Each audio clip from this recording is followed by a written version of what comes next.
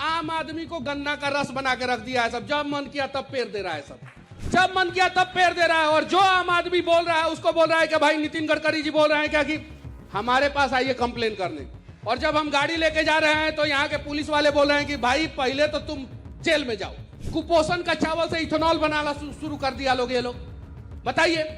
इस प्रकार से स्कैम हो रहा है। आज मैं इस मंच से कहना चाहता हूं, मोदी जी भी बैठे हुए हैं, अपने आप को मोदी जी कह रहे हैं, ये हैं अरविंद केजरीवाल जी बैठे हैं। मेरे से स्टाम्प पेपर पे लिखवा के रख लीजिए लोग, 1 साल के बाद आपकी गाड़ियों का सर्विसिंग कॉस्ट 1.5 गुना नहीं हो गया ना तो मैं वीडियो बनाना छोड़ दूंगा। सबसे पहले धन्यवाद देना चाहता हूं अरविंद केजरीवाल जी को, जो यहाँ पे मंच पे बैठे हुए हैं, और अरविंद केजरीवाल जी के बगल में जो मोदी जी बैठे हुए हैं उनको भी मैं धन्यवाद देना चाहता हूं। और मैं इसलिए भी अरविंद केजरीवाल जी को धन्यवाद देना चाहता हूं क्योंकि कम से कम इस देश की 30 करोड़ गाड़ियां जिसके पास जुबान नहीं है, जो बोल नहीं सकती है, उस गाड़ियों का आवाज तो कम से कम ये सुने। इसके लिए कम से कम आप लोग ताली बजाइए।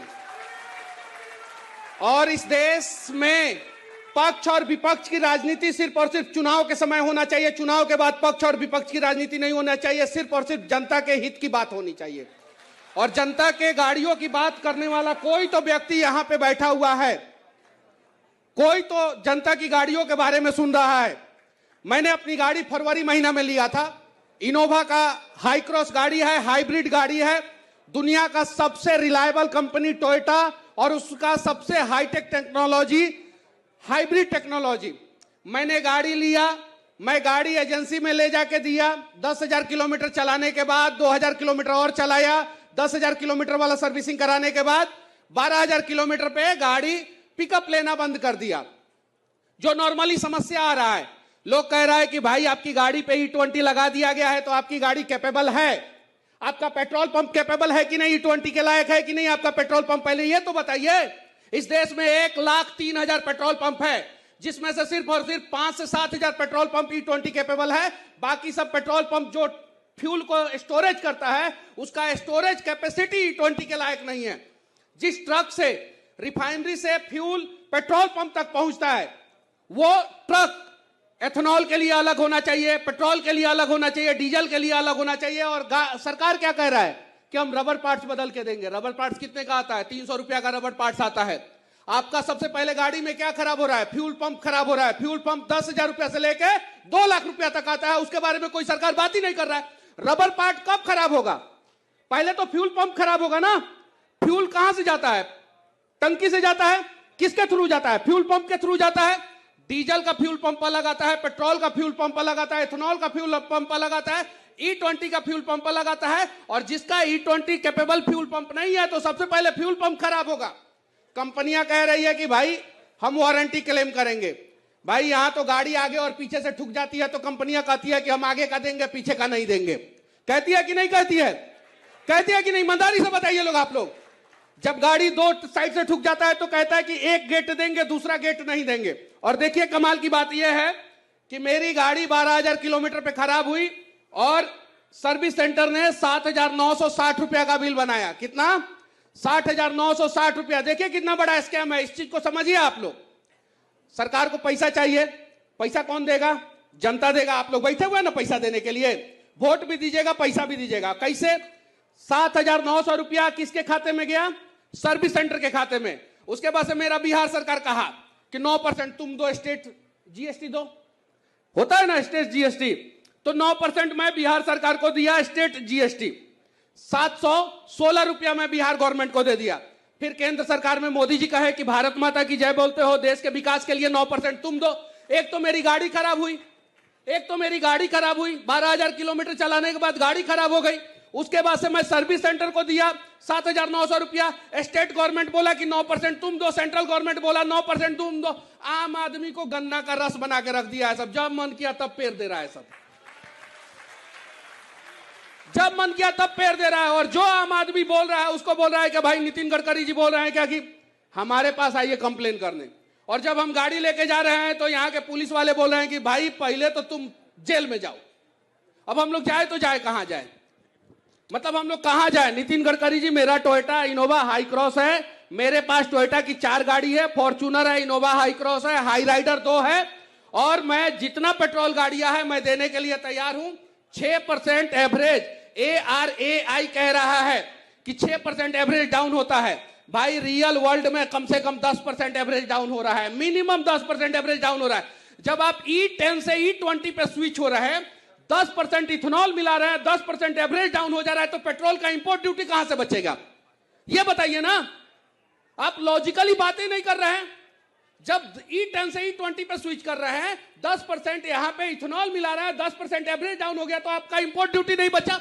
दूसरा चीज, आप चावल के नाम पे किस प्रकार से एमपी में 1160 करोड़ रुपया का घोटाला कर लिए, 360 डिग्री घुमा के कुपोषण का चावल से इथेनॉल बनाना शुरू कर दिया लोग। ये लोग बताइए, इस प्रकार से स्कैम हो रहा है। आज मैं इस मंच से कहना चाहता हूं, मोदी जी भी बैठे हुए हैं, अपने आप को मोदी जी कह रहे हैं, ये हैं अरविंद केजरीवाल जी बैठे हैं, मेरे से स्टाम्प पेपर पे लिखवा के रख लीजिए लोग। 1 साल के बाद आपकी गाड़ियों का सर्विसिंग कॉस्ट 1.5 गुना नहीं हो गया ना, तो मैं वीडियो बनाना छोड़ दूंगा। आपकी गाड़ियों का सर्विसिंग कॉस्ट 1.5 गुना होने वाला है, और 2 साल बाद आपकी बातों को कोई नहीं सुनेगा, क्योंकि इस देश की जनता मुद्दा को 90 दिन के बाद भूल जाती है। कितना दिन के बाद?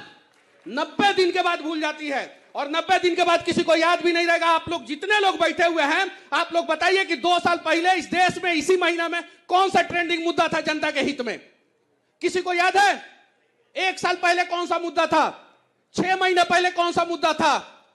और ये जो अभी जंतर मंतर पे प्रोटेस्ट हुआ है, एथेनॉल वाला मुद्दा ये है, इसके पहले कौन सा मुद्दा देश में ट्रेंड कर रहा था? आप लोगों को पता है? याद भी है?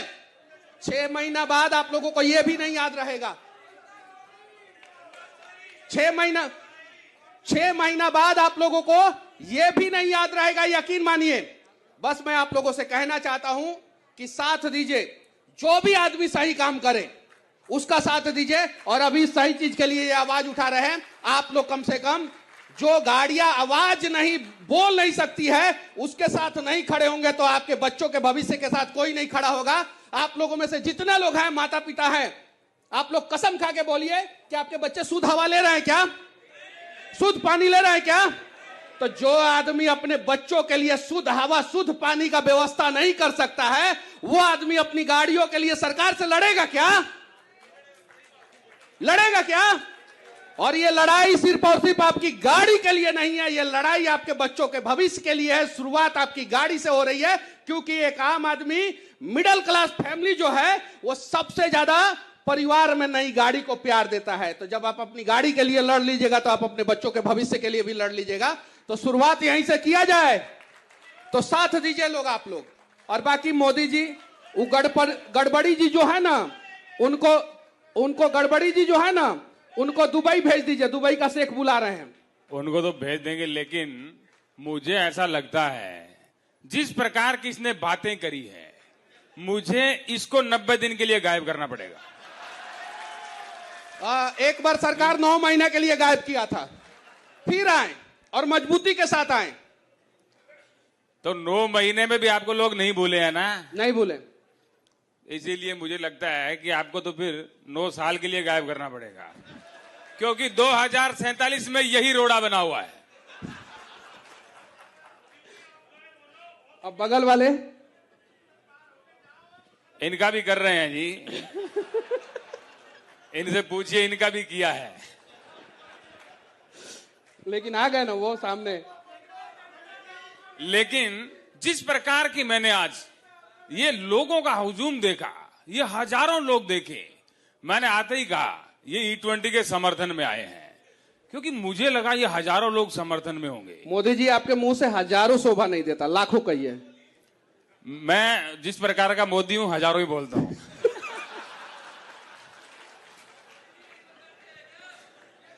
मैं 54 इंच वाली छाती का हूं। चलिए ठीक है, जय हिंद।